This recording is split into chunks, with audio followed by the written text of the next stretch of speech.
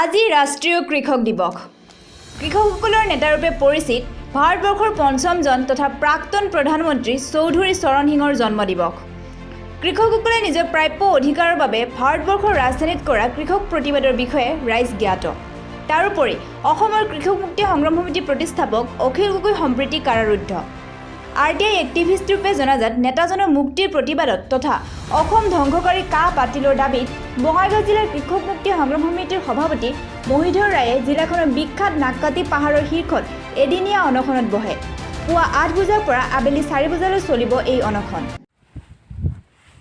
অসমীয়া ৰাইজে অসমৰ ৰাইজে কা কেতিয়াও নামানে, গতিকে আমি সেইকাৰণে আজি নাককাটিৰ শীৰ্ষত আজি ৰাতিপুৱা 8টা বজাৰ পৰা পিছবেলা 4টালৈকে ইয়াতে অন্নখনত বহিছোঁ আৰু স্পষ্টভাৱে ক'ব বিচাৰিছোঁ, অখিল গগৈক অতি সোনকালে মুক্তি দিয়ক। অখিল গগৈয়ে একমাত্ৰ অসমৰ কণ্ঠ, অখিল গগৈয়ে একমাত্ৰ সাধাৰণ জনতাৰ কণ্ঠ, অখিল গগৈয়ে একমাত্ৰ কৃষিজীৱী তথা অসমৰ সংগ্ৰামৰ একমাত্ৰ অসমীয়াৰ কণ্ঠ।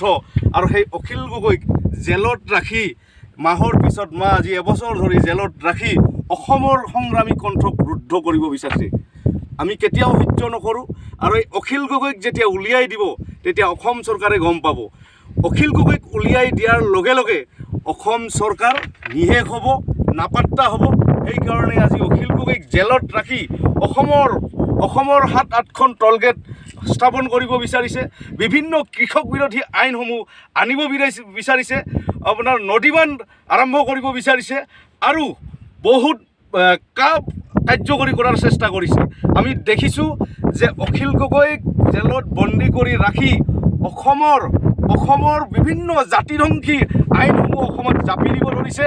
সেয়ে আমি আজি নাককাটি শীৰ্ষৰ পৰাই সকীয়াই দিছোঁ, অতি সোনকালে অখিল গগৈক মুক্তি দিয়ক আৰু কা বাতিল কৰক। অসমীয়া ৰাইজে তেতিয়াও কা মানা নাছিল, এতিয়াও নামানে আৰু কেতিয়াও নামানে। স্পষ্ট কথা কৃষক মুক্তি সংগ্ৰাম সমিতিৰ। Bureau report Kamrupa news.